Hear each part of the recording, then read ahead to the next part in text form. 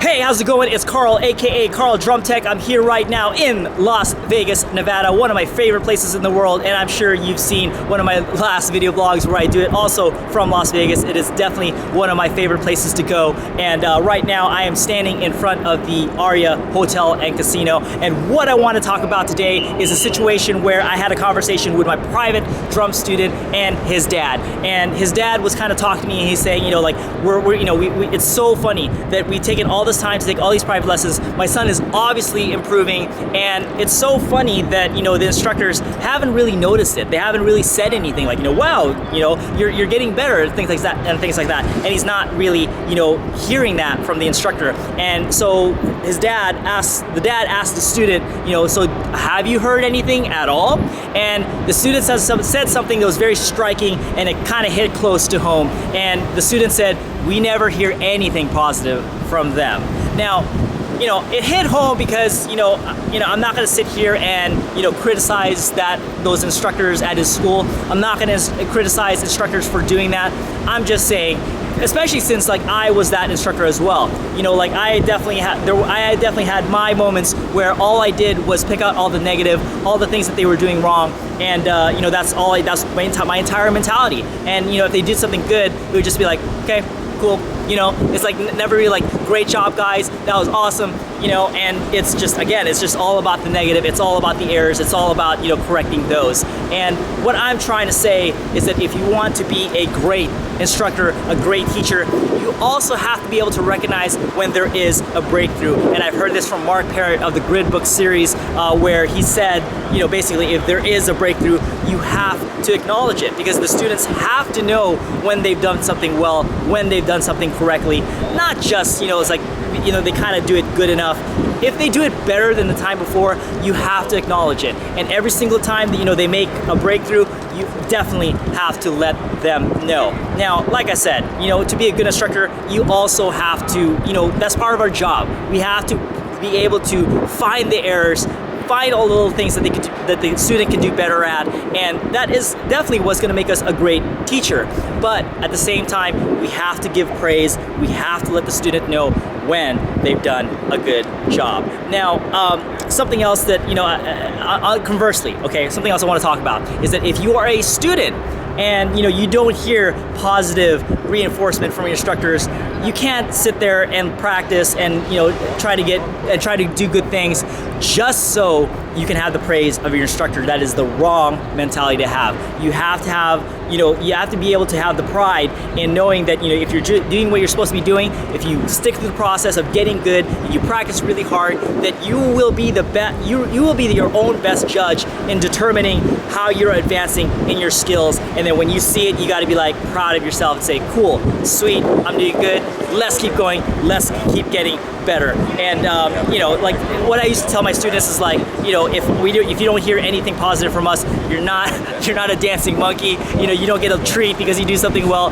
You know, it's kind of harsh to say that, but, you know, at the same time, that is kind of true. All right, so don't just wait there for, you know, acknowledgement from your instructor. You know, keep going, keep getting better. Maybe even get, you know, outside opinion from your other students, or maybe some other educators and instructors so that you know that you're on the right track. But, you know, also at the same time, you know, it doesn't hurt to go up to your instructor and say, hey, how am I doing? How am I progressing? What do you think about, you know, this and that, and get their opinion that way, so that if maybe they will give you positive encouragement in that sense, like, you know, hey, Johnny, like, you're doing really well, good with that, or I like how you're doing this. Then at that point you can get some feedback. But it's all about feedback. It's not about validation. You want to make sure that you hear all the information possible to get better, and that includes negative critique. So you can't take it personally, you know, and you got to take it in and learn from it. But if you get a positive comment, that is great, that's good. It lets you know that you're doing well, but at the same time, it shouldn't just be like a boost of your ego, you know what I mean? So so that is what I got to say conversely as a student, and the mentality you need to have. Let's go back again. If you're an instructor, I'm not sitting here trying to criticize you, but at the same time, you know, you have to be able to give positive reinforcement, positive encouragement, and not just be negative all the time, not just look out for all the negative things that your student does, not just look for the errors that they do. At the same time, every single time they get better, you got to make sure that you acknowledge them and let your student know. Let me give you one parting analogy to all of this. Like for example, Phil Jackson, who is a legendary basketball coach for the old school Bulls and all their championships, and also the Lakers.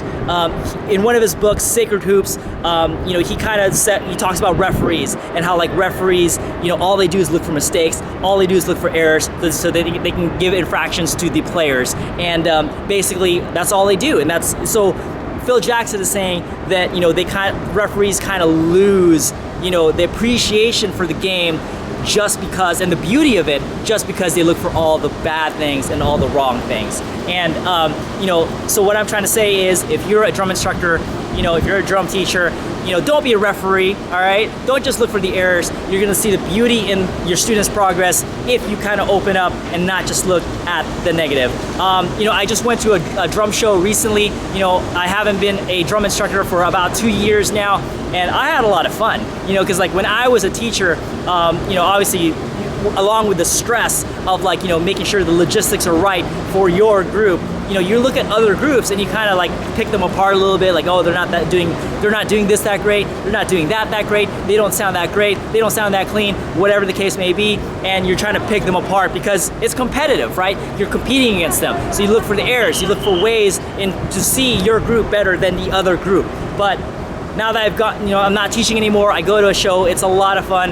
I don't think like that anymore. I see more of the beauty of what everybody's doing, more of the positive what they're doing, and I truly have a greater appreciation. So take it from me in terms of just having that mentality of, appreciate the art, appreciate, everything, for what it is, the good that they do, the bad that they do, and if they do something bad, hey, it's all about, getting better. So if you can impart something, to your student or to somebody else that they can be doing better, just to kind of, just to help them out so that they can be better themselves, that is the way to go. And that's pretty much all I want to talk about. Thank you so much if you've been watching. If you haven't subscribed yet, please subscribe to my channel and get some more video blogs like this and some lessons as well. And again, thank you so much. If you've been watching, I'll see you guys next time. Hey, how are you guys doing? So let's do a quick little lesson on taps and making sure that your taps have a good quality of sound and are strong. Because somebody had asked me, how do you play taps without making them weak? So I would answer that with basically my 3 tips on how to play really strong taps. So the first one is making sure that the stick is part of your hand. So what do I mean by that? Make sure that your fingers are really on the stick, and make sure that your hand is squarely on top of the stick. So what happens is basically the stick acts as an extension of your arm, of your hand, and is basically part, okay, of that extremity, okay? So basically what you're doing is you're giving the stick more mass, okay? So the more mass, right? So obviously, the bigger mass or the bigger the object, the more sound it's gonna create, right? So that's tip number 1, make the stick part of your hand. Tip number 2 is making sure that you let the stick breathe. So what do I mean by that? Basically, you want to make sure that you the opposite of what you want to do, right, is if you kind of have a death grip on the stick and you just kind of hold it tight like this. So what happens is you get this sound. It's kind of like not very resonant, right? So, but if you go a little bit, the sound opens up a little bit. So what that does basically is, if you hold it like this and you hold it tight, your hand is basically acting as a dampener, right? So for sound, what we need is vibration. So if we don't allow the vibration, we're not going to get as many sound waves. We're not going to get as much sound, okay? So dampening versus like a nice open sound, okay?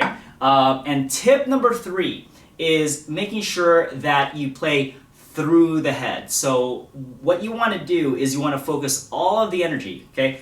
Everything considered, right? Making sure that the stick is an extension of your hand, you keep it open, and you're going to focus all the force, right? That downward force, sorry, not do that, do this. Focus all of the downward force to the tip of the stick. So all that force is now at the tip, kind of like a hammer, right? Where it's like, obviously a hammer is heavier at the end. Obviously a stick is not the same way, but you want to think of it like a hammer because, we're going to create a lot of weight just by focusing the energy to the tip. And what you're gonna do with that energy is you're gonna force it through the drum, okay? Not just play on top of it, we're gonna play through it.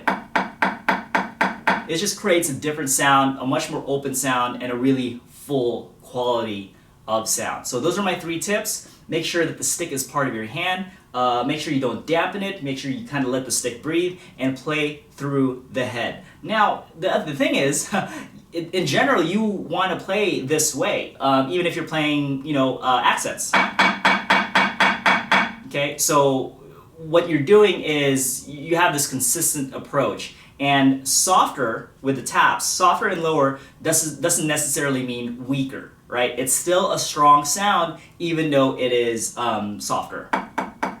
Conversely, you can have like a weak sound when you're playing loud if you don't adhere to the tips that I just told you. If you adhere to them, not only is it loud, but it has a nice, full, strong quality of sound.